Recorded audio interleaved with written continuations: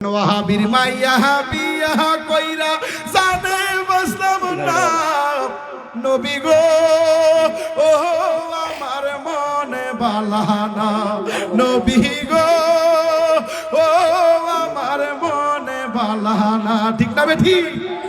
যেই মুসলমান ওয়াহাবির মাইয়া ঘরে ঢুকাইছে এইটার ঘরের মধ্যে জাহান্নামের দাগ দিয়েছে। ঠিক না বেঠি? এক জাতের নারী আছে নামাজ রোজা ওয়ালা আছে না? ঠিক না? ঠিক বলে ওই পর্দা করে ঘোমটা লাগাইয়া বোরকা বইরা পর্দা করে। এমন পর্দা নবীজি করতে কইছে, এমন পর্দা আল্লাহ কইছে করতে, যেই পর্দা আপনি স্বামী ছাড়া অন্য পুরুষ দেখতে পারবে। যেই কারণে বলে এক জাতের নারী আছে নামাজে রোজা ওয়ালা, আমার নূর নবীজির কথা শুনলে, আমার নূর নবীজির শান শুনিলে তারাই মাথায় পড়ে ঠাড়া। ঠিক না বেঠিক?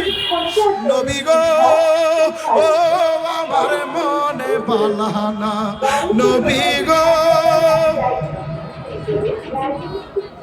ওয়াহাবির মাইয়া বিয়া কইরা জামাতের মাইয়া বিয়া কইরা গাটিওয়ালা মাইয়া বিয়া কইরা সুখ পেলাম না নবী গো ও আমার মনে বালানা নবী গো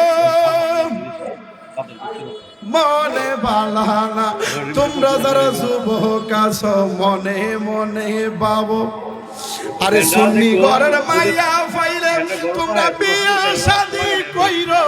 ঠিক না বেঠি? নবী গো ও আমার মনে বালানা নবী গো ও আমার মনে বালানা। হায় হায় ও হাবির মাইয়া বিয়া কইরো জানে বাস্তব না নবী গো ও আমার মনে বালানা নবী গো ও আমার মনে বালানা। ঠিক না বেঠিক?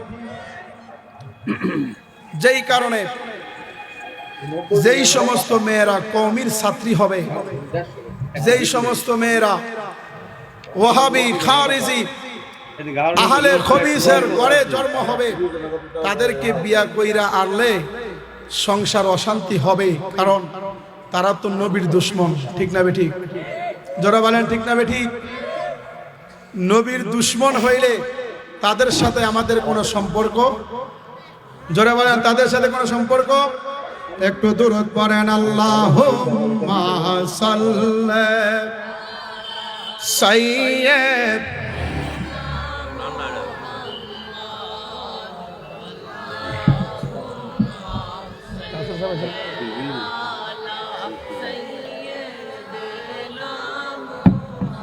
ফাহাদনা হাফিয়ানা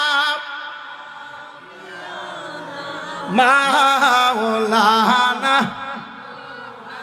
চিন্তা করে দেখো রে মন রাতের গভীর নিশীতে কন্যা চিন্তা করে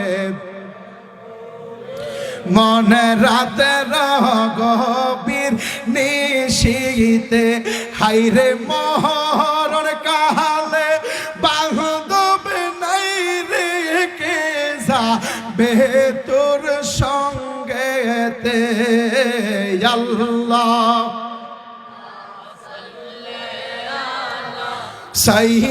সাইয়্যিদিনা। নবীজিকে কেমন তুমি ভালোবাসছো, যেই জঙ্গলের মধ্যে আমরা দিনের বেলাও গেল ভয় লাগে কি লাগে না? জোরা বলেন লাগে কি লাগে না? জঙ্গলের মধ্যে বাঘ হরিণ কত সিংহ থাকে, দিনের বেলাও গেল ভয় লাগে।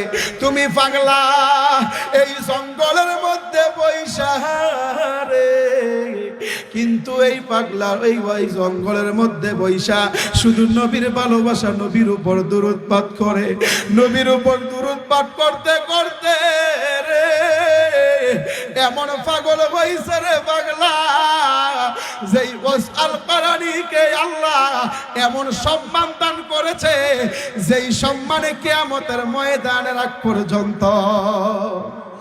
যারা বলেন সুবহানাল্লাহ। কিন্তু আমাদের সমাজে নবীর শান গাইলে, আমাদের সমাজে নবীর উপর সালাতু সালাম জানাইলে, আমাদের মধ্যে এমন মানুষ আছে তার শরীরের মধ্যে চুলকানি ব্যারাম হইয়া যায়। আছে না নাই? কার দ্বারা বেড়া সিন্নি খাইলা রসুল চিনলা না, ঠিক না বে ঠিক বলে? যেই নবীর জন্য তুমি দুনিয়ার জমিনে আসছো, যেই নবীর জন্য সংসার করো, যেই নবীর জন্য ব্যবসা বাণিজ্য করো, যেই নবীর জন্য মা দেখেছো, যেই নবীর জন্য বাবা দেখেছো, যেই নবীর জন্য তুমি 7 আসমান 7 জমিন দেখেছো, ওই নবীকে তুমি এখন পর্যন্ত বলো নবীর শান শুনলে তোমাদের শরীরের মধ্যে আগুন লাগে, তাহলে আমাদের আর কোনো বুঝতে বাকি নাই। তাহলে আমরা মনে করব তুমি 1 নাম্বার নবীর দুশমন, ইহুদির পাক্কা দালাল, ঠিক না ঠিক বলে? আল্লাহু আকবার।